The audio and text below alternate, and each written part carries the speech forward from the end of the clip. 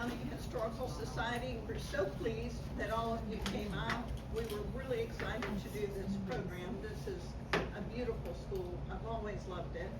I just want to turn the program over to our program chairman, Brent Thurman. But before I do that, I'd like to invite you all to come to the Christmas open house at the Historical Society's museum, which is right across the street from the old courthouse, December 4th and 5th. We'll have refreshments, the museum will be open, and if you'll bring some of the things you have with you tonight, we can make copies and put them in the archives, so they'll be there forever. Because I've seen some of the things you've all brought, and we need to keep those for future generations. Thank you. Brent? Well, we don't have something that's been well rehearsed and scripted out. We're kind of very freelance tonight, and so I'm going to ask some questions of the folks up here, and we're going to talk about the three lives of the St. Mark School. The first period of St. Mark School was around 30 years, where it was an elementary school. Then there was a few years where it was vacant, and then there was a period where it was an adult education center and a pre-K program, and we're going to talk about that as we get on into the program, and then we're going to talk about its current use as a charter school as well there. But we're going to start out and spend over half the time, I believe, talking about the elementary life of this and the memories that can be shared and captured and preserved for not only our enjoyment here tonight, but for posterity, because we keep these programs, we record them, and we keep these programs.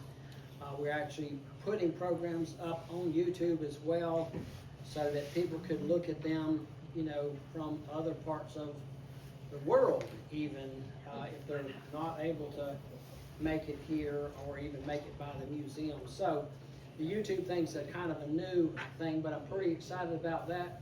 After having been opposed to that for many years prior, I changed my thinking.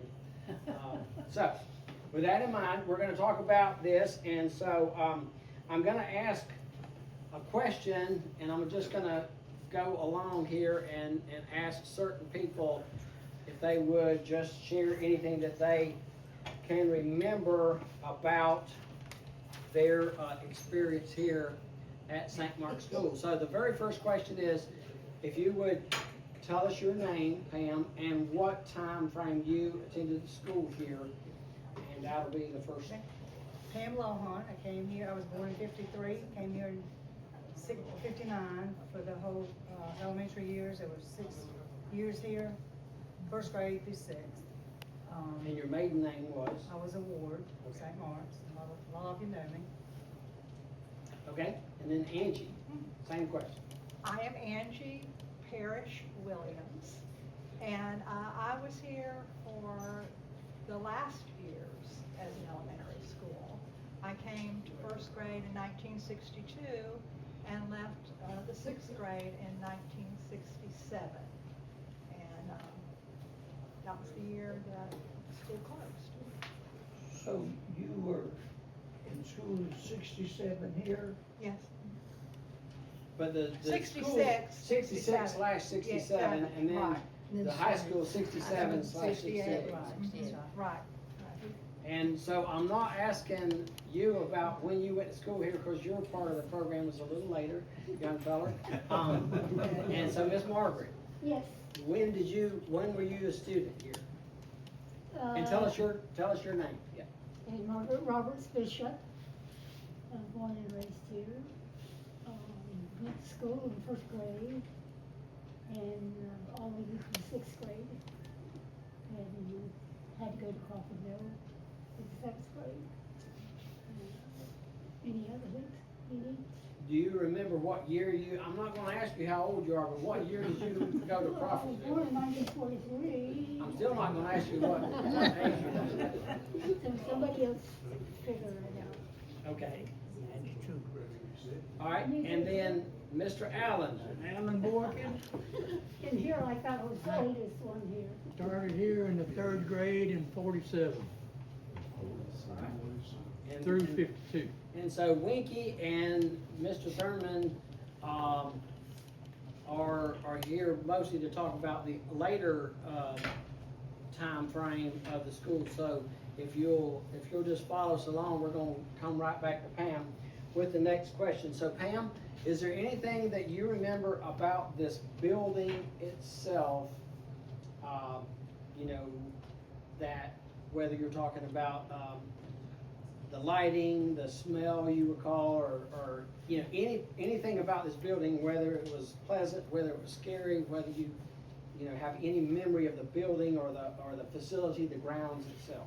Well, I remember we only had 3 classrooms, first and second, third and fourth, fifth and sixth. And the lunchroom was in the back. And you can laugh, the favorite thing I remember as a child is all the ladies from around here cooked the lunches. And they were delicious, and you could have all you wanted. I just thought it was neat that, you know, no matter how much you wanted, if you wanted seconds, thirds, fourths, or fifths, you could go. And Miss Lorraine Roberts, and I don't remember some of the other ladies, were cooks. And it was like your mom was home cooking. Yeah, Lucille Strickland was one of the cooks. Lucille, yeah. And we do want people from the audience to weigh in. If something piques your, memory, then by all means, exactly, I want you to weigh in there. And the only thing is, if somebody starts reminiscing and they go on too long, if you start acting like me, then I'm gonna have to cut you off, but anyway. Okay, Angie, how about anything you remember about the facility or the grounds? Okay.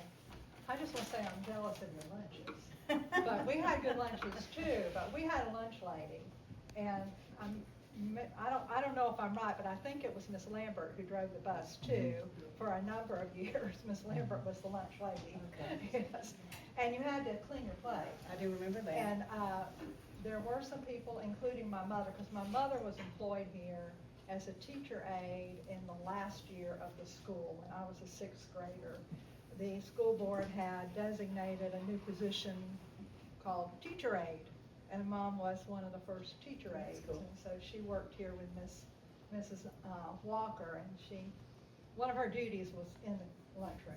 And then, but the good thing about lunch was you got to go outside as soon as you were finished to play. And that is one of my favorite parts about the school. Now, I'll go back and say I love the building. It was a quintessential school. Brick, walk the steps up into the building. To have the auditorium in the center of the building was maybe a little bit different, but this stage and this auditorium was such a part of the life of the school. We were always doing some type of play. I think every teacher was slotted to have some big play or production or something, and the whole community would come and watch those. And so this room felt a little dark because the wood was dark, and of course we have the drop ceilings now, and all the ceilings were higher. But I love this building, all the windows in the classrooms. But we also love the playground. Playground and And the playground equipment. Wow. That I am sure within a few years after we left the school, it was all declared too hazardous for any children to play on again, because it was fun equipment. We had jungle gym, we had monkey bars, we had seesaw, we had high swings, we had a high metal slide, we had the merry-go-round, and we had some wonderful, what were we calling it, Andy? The maypole thing. I think that's what it was called, Maypole. A maypole, yeah, which were like 5 or 6 chains, and you grabbed hold of, it looked like a ladder at the end. There were two rungs, That was my favorite. and there were 5 or 6, and you'd have kids on all of the chains, and when you ran in one direction, and ran, it would go faster and faster until you could take your feet off the ground, and you were all flying out. And it was glorious. It was a piece of equipment that was not dangerous. Yes, and But there it was were- so much fun. And there were kids who would decide to get off. Midair. Sounds like this playground was like Morgan and Morgan's. All right, so, Yeah. how about Miss Margaret? Anything about the building or the grounds or anything that Well, you it's wanna just, add? this one small building didn't have any over there, it didn't have that. And, I guess the one thing that has stuck with me forever is that, of course, I was first grade, and I had, a health thing that happened, I had a rheumatic fever, and, I can remember seeing all those kids on the playground, and, the things went round and round, and I had to sit there. And, I remember that for many, many months before they were allowed to, and I just sit there and beg people to let me get up and play. My teacher was Mrs. Anderson, I think her name was. She was my first teacher. But my love was my sixth grade teacher, that was Mr. Thomas. Did you say fifth grade teacher? And Mrs. Anderson. Okay. All right, Mr. Allen, how about you? Do you have anything, do you remember particular about the building or the grounds or? Well, I have to All tell this you- is brand new to me. I remember the old light bulbs they had in the round. I got one more Hanging thing. down in here. I remember this building having all those chairs that was attached to the floor, and having the old movies coming in, and we came in, and usually on the weekend, of course, and watch the old movies or new movies, whatever they were at the time. Very cool, all right. So, if you would now, tell me any teachers that you particularly remember and any little short, specific about them is fine. Start with you. I have a really cute, story. My first grade teacher was Miss Means, and, dearly loved her. Means? Means. How many of you had a mean first grade teacher? So, I lived with John Hanson for just a short period of time, and my oldest son was in first grade, and he had to go to Carolyn McGuard, and I went in there and had him registered, and guess who his teacher was? Mean. Miss Means. He was in first grade, I had her in first grade. And that's the one that I remember, for some reason the most, I remember others, but for some reason she was always the special. All right, Andy? I never had Miss Mean. I heard about her, but my first grade teacher was Jerry Helms. Second grade, Bonnie Glisson. Third grade, Judith Underhill. Fourth grade, Mary Carroll of Chippa. And then for fifth and sixth, it was Miss Walker, who sadly broke her arm during that year and also received cancer diagnosis. So the last 3 months of the year, she had a substitute. It was, Can I say something about Miss Walker? yeah, Jerry Dowd. So I had Miss Walker also for fifth and sixth. And we must not have been too far apart, but anyhow, she did have, was fighting cancer. And I really was a pretty good child and didn't get in much trouble. And a friend of mine and I were just kind of kicking each other up under the table, and Miss Walker jerked me up, took me to, I've never had a spanking from school, took me into a classroom and got that big wooden paddle, and seriously beat me. But my mama said she wasn't gonna say anything to her because she was fighting a bad battle with cancer. So, I'll never forget getting the beating. You know, Andy remembers one. One or two or five. She spanked me with a cast on one of those. Yeah. I'll do my homework. Oh, boy. Yeah, I think seriously that cancer had her all messed up. I didn't think she was ever mean until then. She was very stern. She was stern, but I. Stern. She I won't guess stern learn. was the word. Yeah, Yeah, she was stern, but she could be but very. boy. I remember She had a soft side. she made Randy Petty bend over a chair and she had him all over that office. I will tell one Miss Walker story. She called all of the older girls, fifth and sixth graders,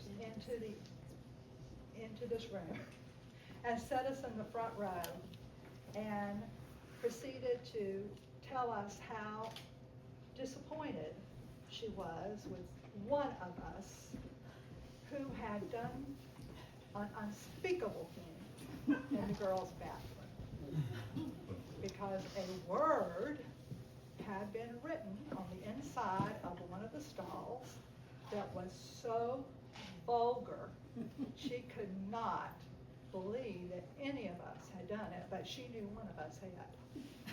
And she was gonna find out who it was, and they were going to be disciplined as they should be. But she went on to explain how using words like that would taint your reputation, and she wanted us all to have, be very well thought of as young ladies, and that those words were just not ever to be written or spoken. Well, I was 10 years old. I had no idea what she was talking about. I was scared to death, but I was also extremely curious. And so the first chance I got, bathroom was over here, went to the bathroom and was looking all over the walls of the stall trying to find said word. I think a friend finally showed it to me. And in my 10-year-old mind, I looked at the word and could not figure out what would be so bad about a 4-letter word that rhymed with duck.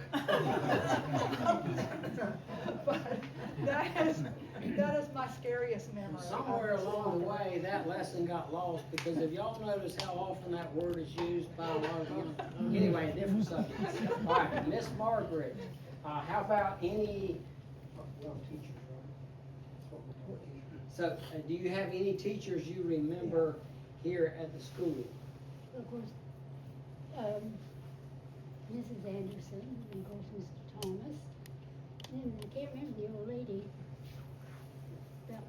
She was very old, so I didn't like her as much as I was the one for the second grade then. You remember Cathcart? What was it? Cathcart. Yeah. Yeah, you do. You That's and the I first do. spanking she ever had, was Mr. Cathcart. I can't remember the situation, but I remember she got Earl home, she told Cathcart. my mother about Yeah. Earl And of course, Cathcart. I it. remember, Cathcart, yeah. yeah, I would never ever forget Mrs. Walker. She was the most Yeah, he was. educated person I've ever known, and I think she was one that I really respected more than anybody, all the way through my first grade through high school. She was always there to, anything I wanted. Of course, my mother was the lunchroom person, so she. I think Ms. knew Walker us just had a very high well. expectation of all of us. Yeah. And she expected us to adhere to that level she had, and I think most of our parents felt the same Same way. way. Mr. Allen, what about you? Do you remember any of the teachers and? I remember a couple, I think Mary Brooks taught me for the first year I was here. Then there was a Williams man teacher, I don't know what his first name was. And there was George Robinson. And Inez Walker. She come in there, I remember this man, when she taught him. I mean, my daddy gave her a razor strap to work on us with. Well, how did he sharpen his razor? I don't think he worried about that part. Okay. Let me tell you that.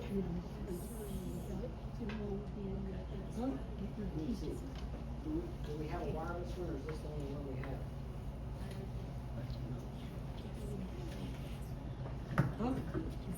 We're gonna see if we can pass this I microphone. can't hear you, Margaret, I'm sorry. I was bad as you. Remember that George Robinson, he was, somebody should have killed him.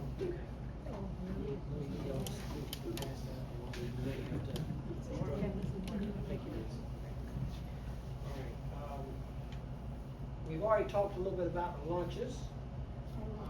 My So- God, my mother's the best cook in the whole wide world, so I said nobody could ever have anything.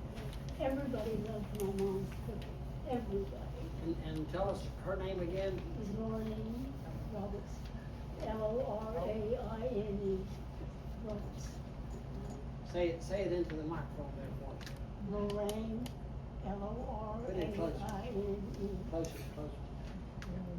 Lorraine Roberts. Lorraine Roberts. Her and Miss I wanted to Lambert say one more used thing. used to cook together. They were excellent cooks. I wanted to say one more thing about the teachers.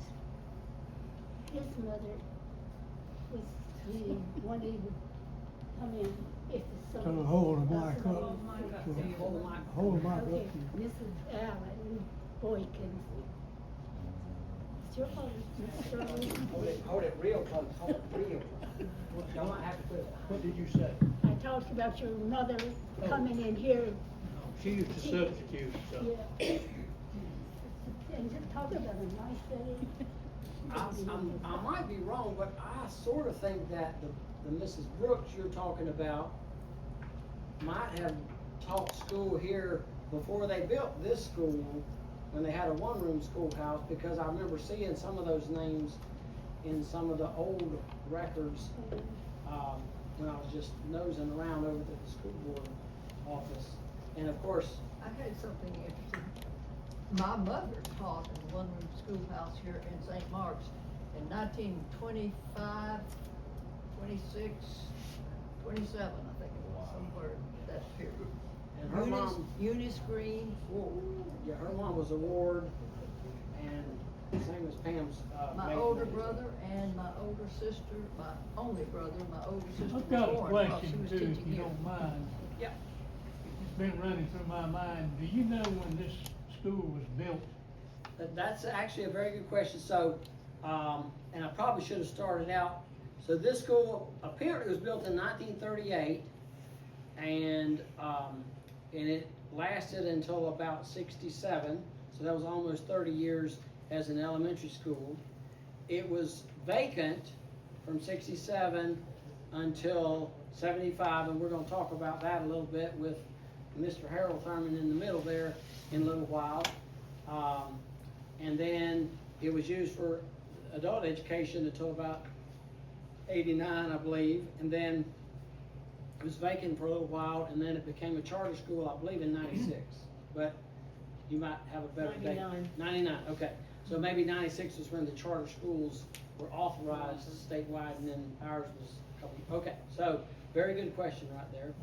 And Mr. Raker, I'm gonna ask you to talk a little bit in a minute here, so bear with us on that for sure. So, all right, so we've already talked a little bit about, the playground and that type of thing, but I was gonna ask Mr. Allen, did y'all have, a lot of playground time when you were attending here?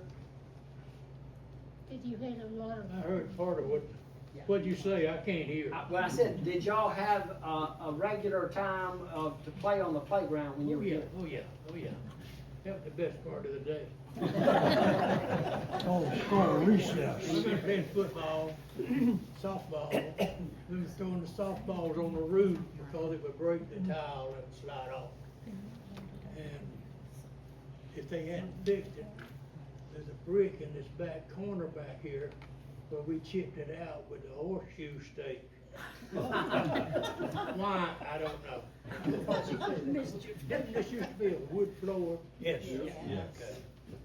Y'all, You could hear a pin drop. y'all use your mic so the people back here can hear. You gotta put the mic about 2 inches away from your mouth. I know it's not always your comfort level, but put it real close up there to your mouth. All right,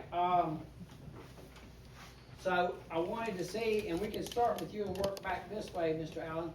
Any classes that you remember? I know you said your favorite was recreation, but any classes that you remember or want to talk about here?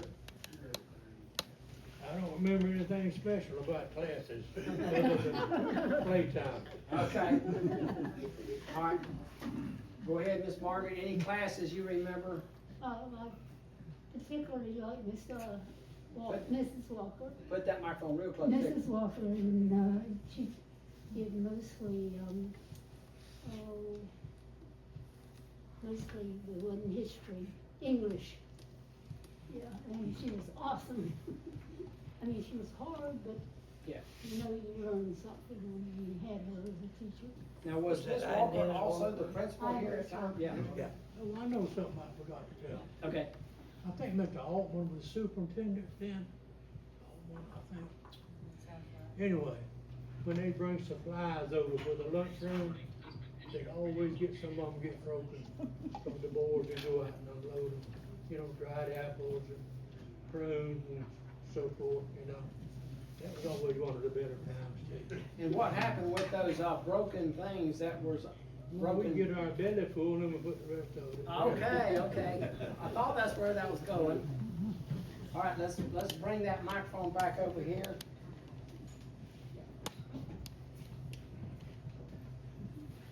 I think we're talking about classes, yeah. I know, yeah. And this is a sad, it's sad for me to say this, but I do not remember much of what I learned. And it's sad for me because I'm a teacher. So I like to think that your students remember more than they ever really do. But I don't remember a whole lot except first grade. I loved first grade. It really instilled a love of learning. We had Dick and Jane readers. To this day, you know, I can name all the kids, and Bot and Puff too, you know. And spelling, we had spelling in first grade. Balloon, I was so proud of myself that I could spell balloon and get the number of L's and the number of O's right.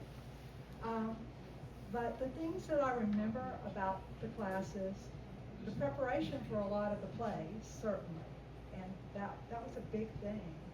But it was the versatility of the teachers.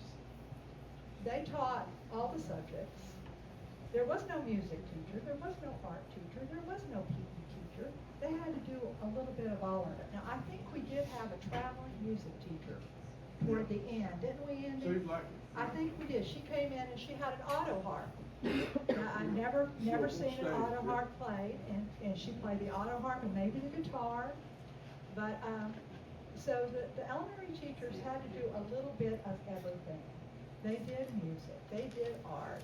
We had regular phys ed, you know, we played kickball and kicked the can and had relay races and all kinds of things out there. And I credit them for the reason I wanted to become a teacher. Because when I looked at what I was good at, what I wanted to do, and what I was good at, I was good at a lot of little things. I was a little bit good about a lot of things, that's the way I should say it. And that just reminded me of every elementary teacher I had at St. Mark's. They were a little good at a lot of things because they had to. Well, I remember sixth grade was exciting. Maybe it's because I was maturing. We did a study on Amazon, and it seems like we did that for weeks and weeks. But something that was very exciting, and I want to see if any of you guys have did the same thing. So in the sixth grade, when you graduated, they had a big banquet at St. Mark's Restaurant. Do any of you remember that? Not you? No, for our sixth grade, there was only 6 of us, and Miss Walker was our teacher plus the principal. And she took us all to Six Gun Territory in Ocala. She had a big old Lincoln Continental, they traded every couple of years. And she took all 6 of us, first time I'd ever eaten in a restaurant, breakfast, all the way down there. Well, we had a banquet, and I thought previous students had that also. We did. You did, yeah. But mine was on Tenneco House, the but. Tenneco House. Okay, boat. we had ours Yeah. at the St. Mark's Restaurant, or whatever it was called right here. But that was just very exciting, and to look forward to in sixth grade, that you're gonna have a quote, and there was only 60 kids in the whole school, so we probably only had maybe 10. But, that was a fun time for me in sixth grade and so forth. Y'all were talking about Mrs. Means, she stopped and picked up Mrs. Means, you know, on the way, on our trip to Six Gun. And of course, we went to Silver Springs, you Oh, know, y'all all in had a it, y'all day. had it good. We just Yeah, got all in a big. day. It was, it really was. I had one race.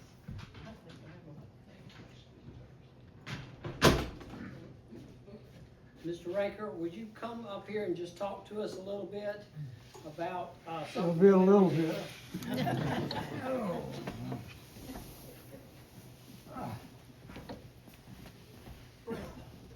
How many of the people here went to this Yeah, school if you through went- eighth grade? If you went, now, so- This school went through eighth grade, Yes. because some of these folks Yeah. If you- graduated. Oh, my father went through eighth grade here. yeah, I don't know when it changed, cause I think it was through eighth grade up to a certain point in history, and then it changed back over to sixth grade, I think. But anyway, if you went to school here, raise your hand, just so we can get a count of that. Very good.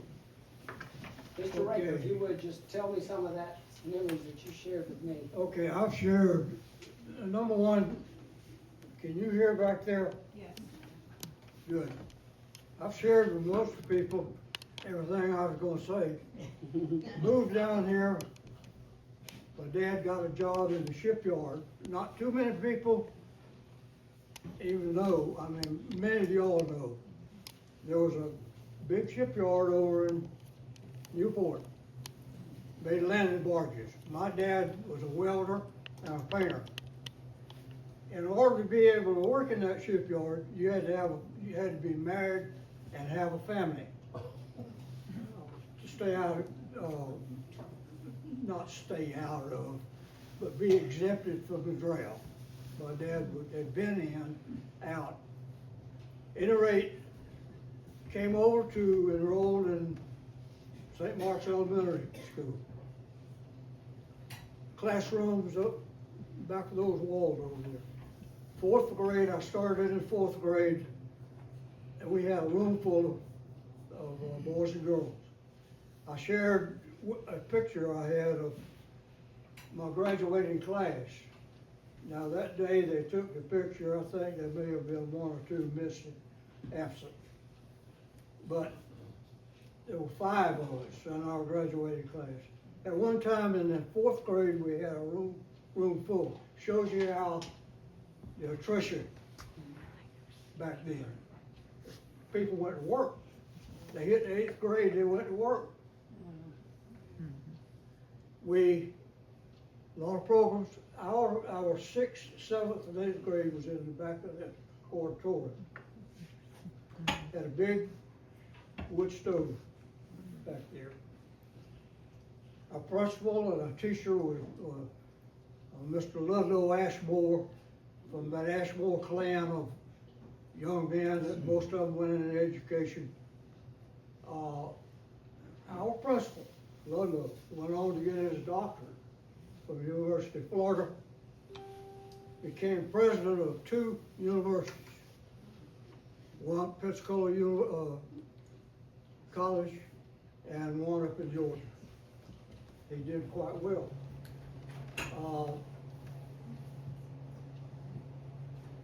I shared with those some people. Back then we had plays every once in a while.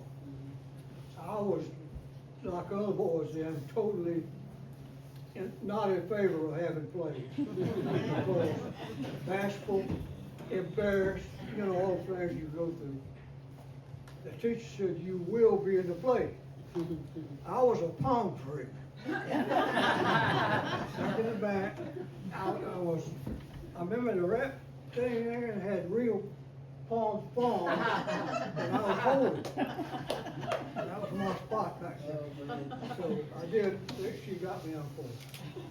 He said he was so nervous he held on to that tree the whole I time. did. You know what you At told me? one point I had to sneeze, and that wasn't good. But anyway, I got through that. It was a great time. I went on to go into education myself. And, I look back on my career here, over at Newport with that, group of kids we had over there. And my experiences here, especially with Mr. Ashmore, of the best of my life, really. Enjoyed it.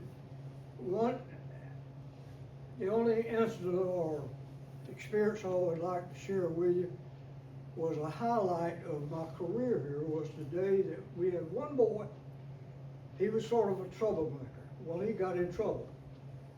And the principal's office was back there, and he was due to be punished. Back then, you know, you got punished. No, you're not gonna punish me. He took off and ran. After a while, about an hour, we started smelling smoke. He had set the woods afire. And the wind was blowing this way. They called out, we had a Coast Guard station down then. They came up to put the fire out.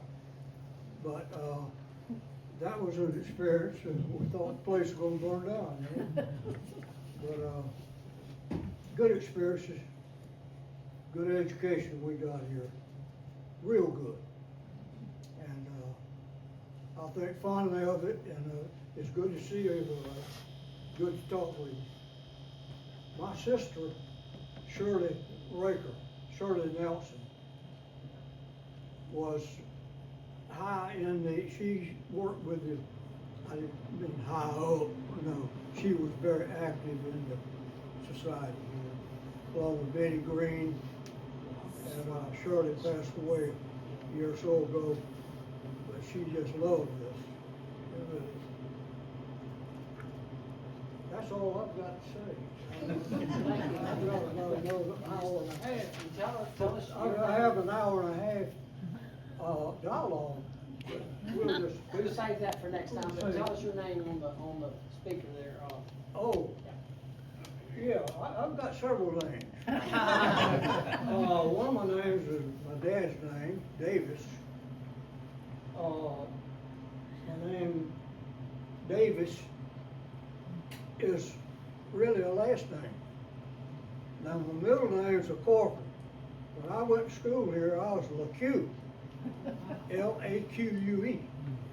And I went to the military, they don't call people by their middle name. So when I got out, I just continued to use my first name. Easier to spell, easier to pronounce. LaQue. That sounds French to me.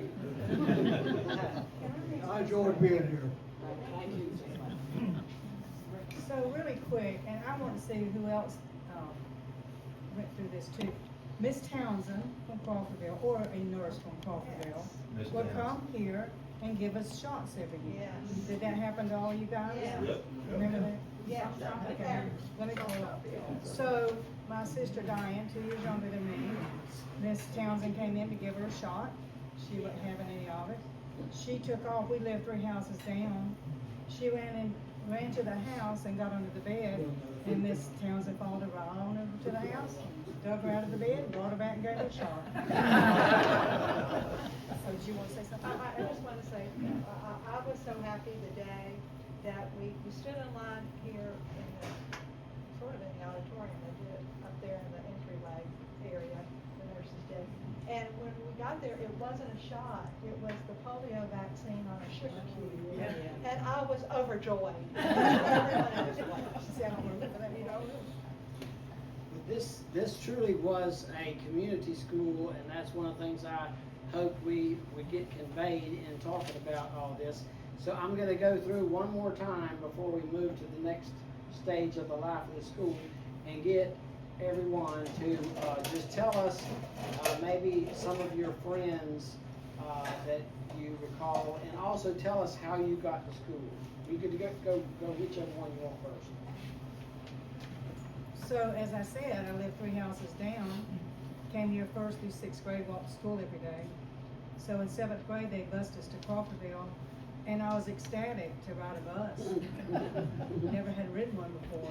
Well, that died really quick.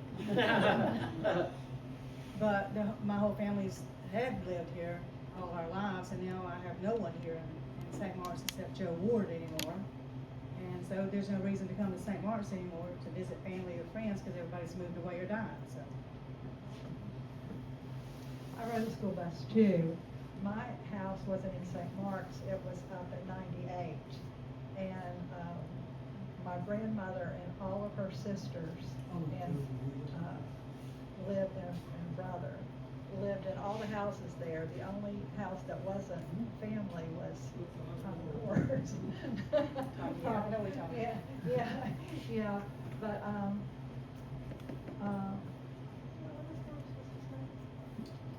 Just friends, any oh, friends you friends, want that's to- right, that's right. Yeah, so my class, when I started in first grade, was a pretty large class. And because there were only like 3 classrooms, they were always combination classes. And the size of the class varied from year to year. So the class that I started with was a big class, but the class that was ahead of me was not. It was a smaller class. So I had a lot of friends in my grade level, but once I got to the 5th grade, that small class ahead of me was really small, and I got moved into it. So I became closer to those kids because I moved on to high school with them instead of the class I started with. So, I don't want to name all of them, but there were just lots of kids I remember. But it was really not just like making lifelong friends, it was just sort of creating community and family. Did you ride the bus? You said? Yeah, I rode the bus, yeah, Miss Lambert. My mother rode the bus. Oh, cool, that's cool.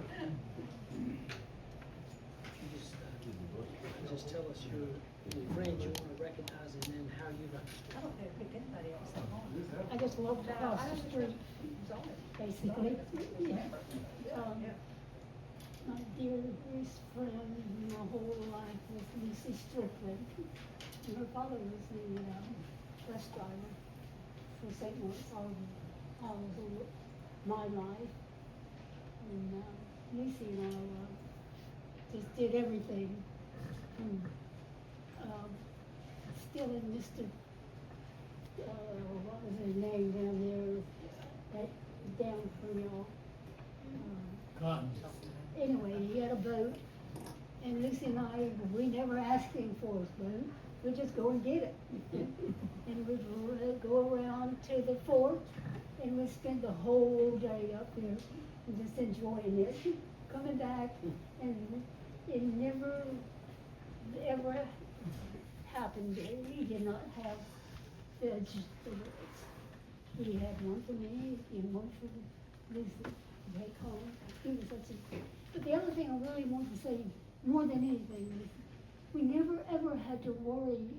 I never was at any thought that there would be any injury or any reason why I shouldn't be doing this or anything, because it was just a community that loved each other.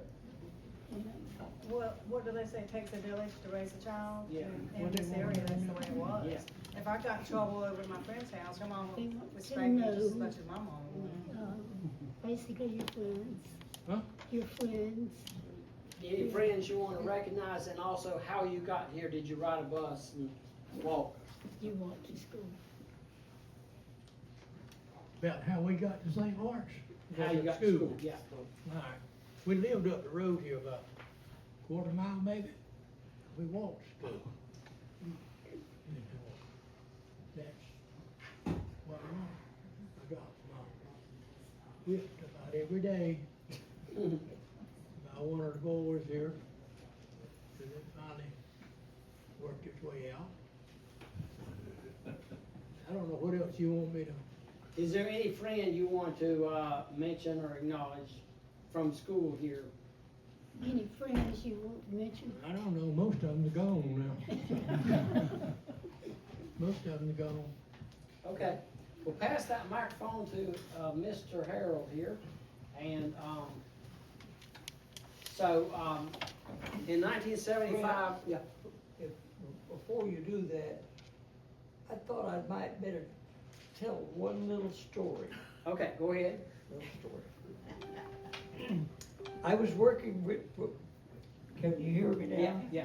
I was working with Mr. Payne, the superintendent, okay?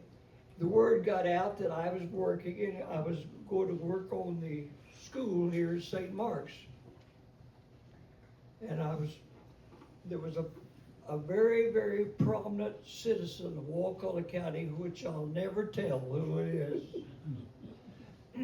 said, St. Mark's, huh? He said, I almost lost my vision at St. Mark's. I said, you what now? He said, I almost lost my vision. I said, maybe you need a little explaining of that. So he said, well, he said, above the girls' bathroom, there was a knot hole about that big. And he said, I almost lost my vision because every time I got a chance, I would go up there and look down through that little hole.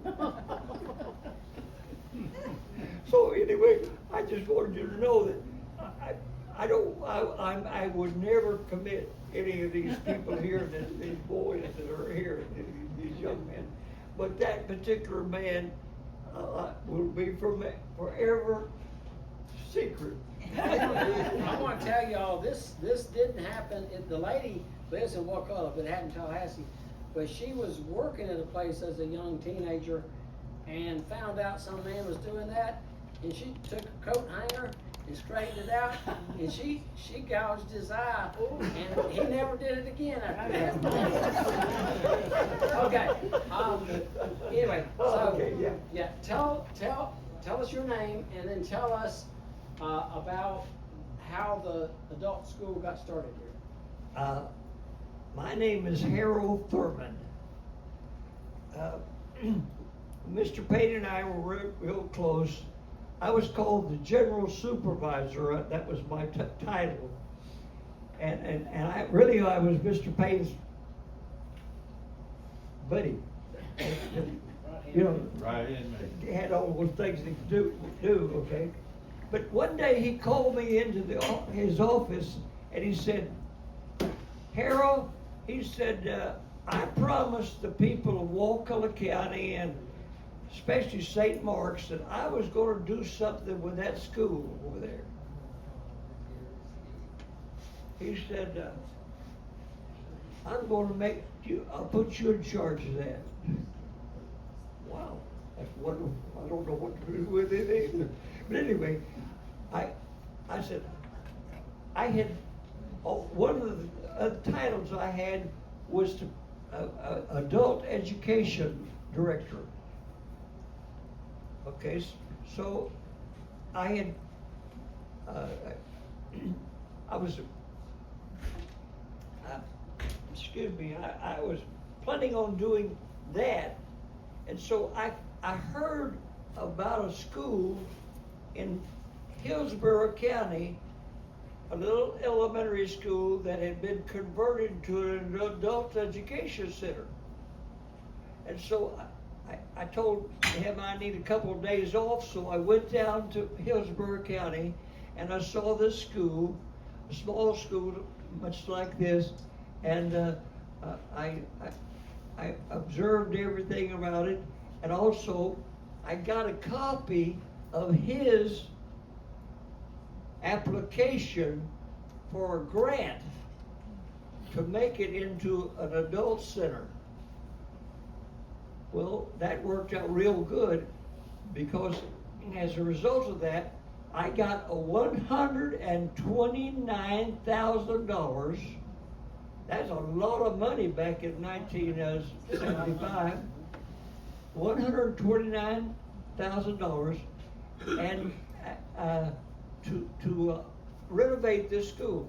Tell us what kind of shape it was in.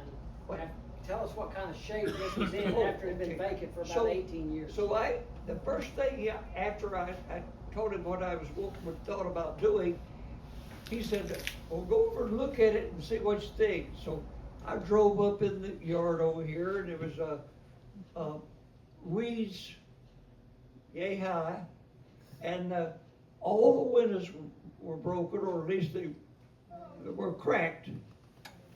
And I came in here, and the doors was hanging right in the middle, right there, was a big Texaco sign with blocks underneath it, and where fires had been built. Wow. I began to kick things around the floor here, and they had ridden horses in here. And there was a lot of, you know what, on the floors from the horses. So, This sounds like a bunch of horse.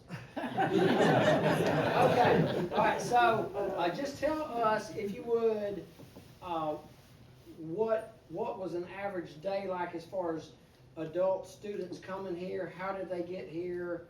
And then, I'm gonna ask you in a little bit about the pre-K part. okay, it wasn't, I had already been in, Mr. Payne had already put me in charge of the adult program. So, what we were looking at was to make this a GED center where people could come and take the test. Well, we needed to take the test, we needed someone to teach them. So we had we hired a teacher. We hired a little bit later, we even put in this room here was we put a typing room for women going to be a secretary. And that room up there was our general room where we all come. Of course, that area was my office right there. Anyway, we began to have let me just tell about one woman. We all remember Brother Whaley, Emmett Whaley. Brother Emmett Whaley's wife was so excited about going to school because she never got a chance to finish school. So she came and talked to me personally, and I said, "Yes, you're not too old to learn. We can do that." Anyway, when she walked across the little stage with her cap and gown on, she was the happiest person I'd seen. Celie Whaley is her name, Celie Whaley. Now tell us a little bit about the preschool. The what? The preschool. Preschool. Okay, one of the ways I would have enough money would be to do some things for the preschool because they were pushing preschool. And so we had a bus. We renovated and had the lunchroom there. And it was pretty nice at that time. So we had preschool, we had children here. We put the children in one room, and the adults in this room over here and over here. So it was a. And tell about how the adults and the kids got here. Okay. I talked to Mr. Payne. I said, "Mr. Payne, we need transportation." He said, "I can't give you a transportation for adults, but I can give it to you for preschool." So we had the bus picked up preschool children, brought them here, and adults just happened to catch the ride. All right. So I was gonna get Winky to get the microphone now. And Winky, I'm just gonna let you talk a little bit about your memories of how the charter school started, and then just catch us up to date and just take 4 or 5 minutes. But tell us what shape you remember the building was in, given that it was empty again from 89 to 99, about 10 years it was empty again. But anyway, pass that microphone to Winky if you would. You want me to move it a little? Yeah.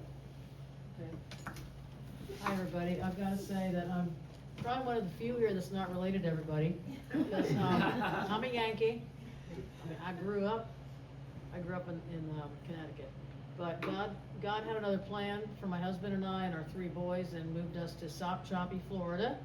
which I'd never heard of before, but it was the best move that we ever made. So anyway, so I've been here since '91, and I love it because all my neighbors tell me, we love you, but you're still not, you know, you're not local. Don't call yourself local, you know.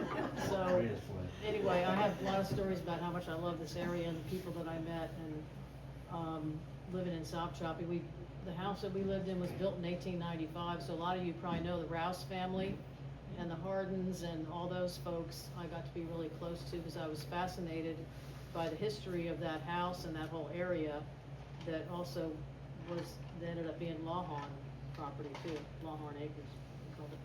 But anyway, so I've been in education my whole life, and when I moved here, I was looking for a job in Wakulla County, because at the time I was actually teaching in Taylor County. And that's when I met Andrea Carter, and we just became close friends. Also, I guess our kids played soccer together. My husband was the coach, and so we'd always, you know, reminisce and talk. And at the time, I was trying to get a job over here, but I didn't live here. You know what I mean? I wasn't local, so I wasn't able to get a job for a couple years. But Andrea was working at the high school then, I believe, and we got to be good friends. And anyway, so over the years then, I fell in love with the whole county and the school system. I was very excited about my kids going to the Sopchoppy school, so it was kind of like this place. You know, it had a lot of history, and I just fell in love with that school. But anyway, when it closed, then my middle son was in the middle school, and that's when there was just the one middle school, and they were so crowded, and they were having a lot of issues with bullying and things, and I don't know, I was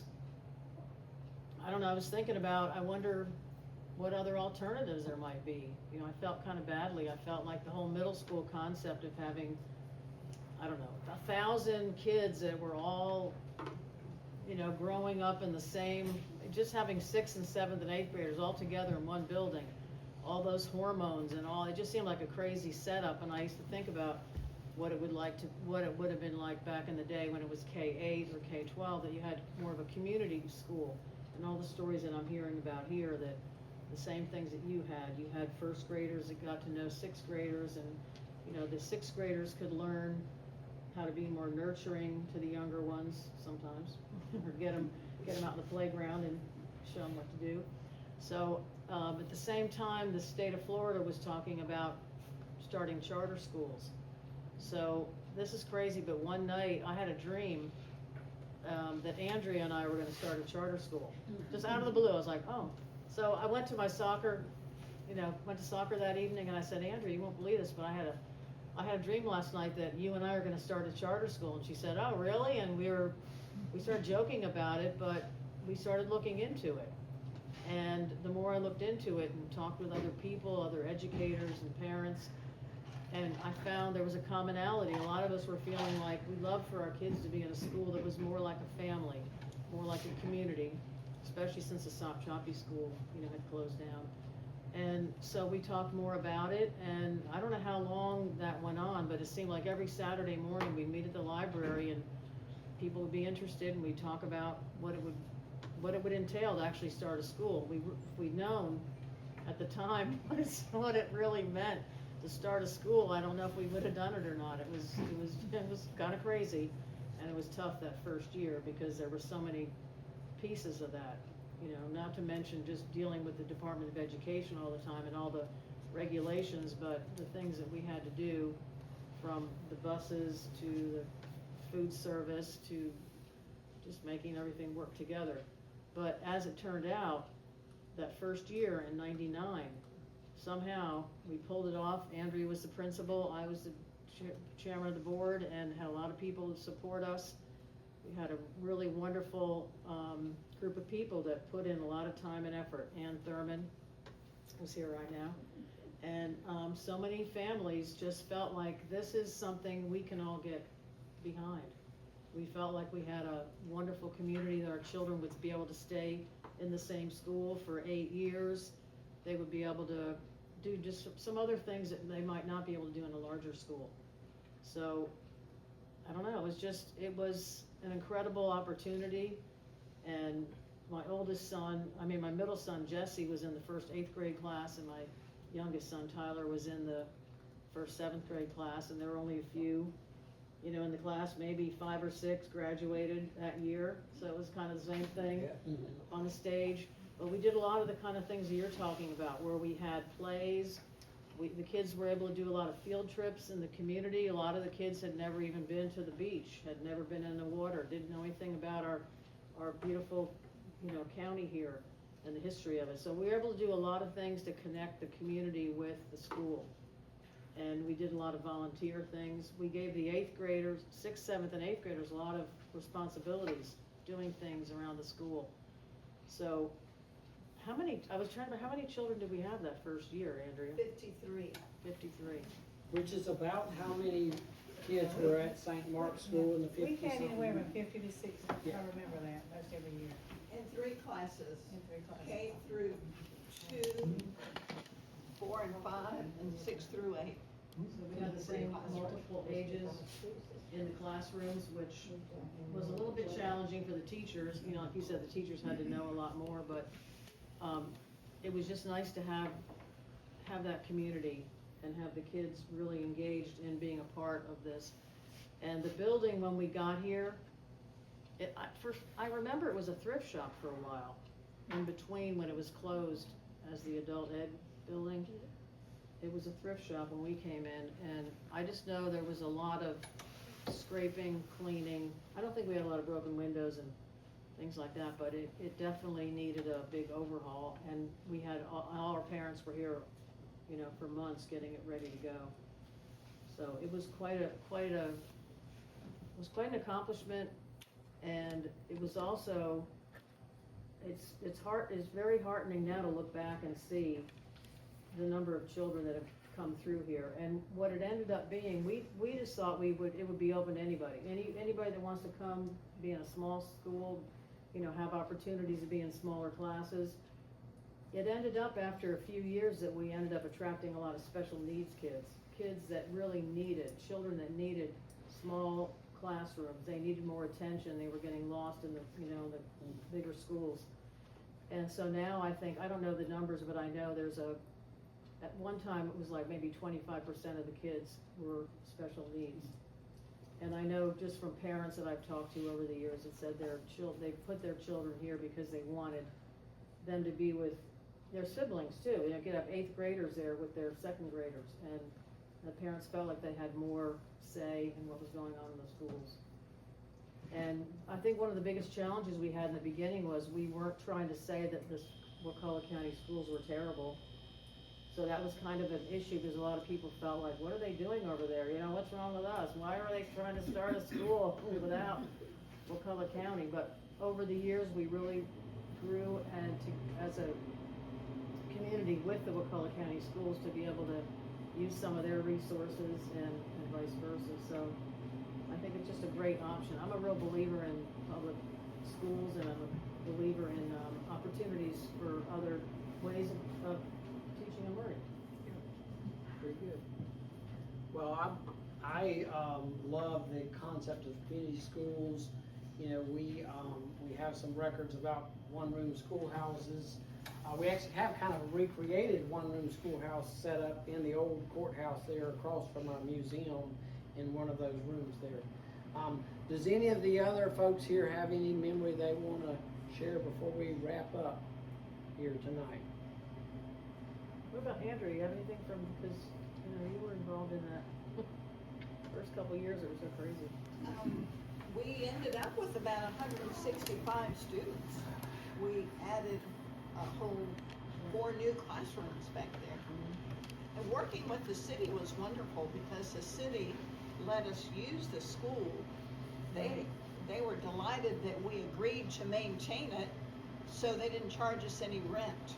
So that helped a lot. We got to use the building. The city still used it occasionally, but we maintained it, and they were grateful for that. We were grateful to be here. So I guess that's still the arrangement. How many grades? We went from kindergarten to 8th grade, and now they've added pre-K. Anybody else? I just remember how special the teachers were. Every teacher I had at St. Mark's School was great. And, you know, how we'd stand up every morning and pledge the allegiance and flag, and even have prayer. We've lost that in our schools. Yeah, we sure have. Yes. Just one, not every school had a train that went by and blew the whistle. And that was always special, particularly because it blew around lunchtime. Thank y'all for coming, Mr. Raker. They've got to go back to Tallahassee, but I sure appreciate them. And I do want to mention that Mr. Raker shared how much he appreciated people like Ludlow Ashmore who spent time with them and gave them opportunities after hours and on the weekends, and would take them to ball tournaments in Tallahassee and let them do some things that, you know, kids in a small town like this. Oh, that was great. Mr. Ashmore took us in an old station wagon. He'd pile us boys in there. I'm sorry, girl, but it was just boys. He'd take us to Tallahassee and watch the state tournaments in the Armory. That's where they played the ball. And he took us to things you can't imagine. He gave us exposure to things we never would have gotten. He was a great man. Now, he's not running for office, he's gone. Yeah, yeah. But he would have been good whatever he went after. As you can see, he was my favorite. Well, thank you again for coming. He's the oldest of all the former students here. Wow. I You think know, at I notice 92. that everywhere I go, I'm noticed.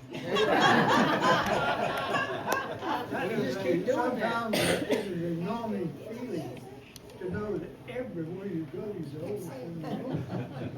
Every once in a while I run into one, but he's not in the upright, he's maybe in a wheelchair.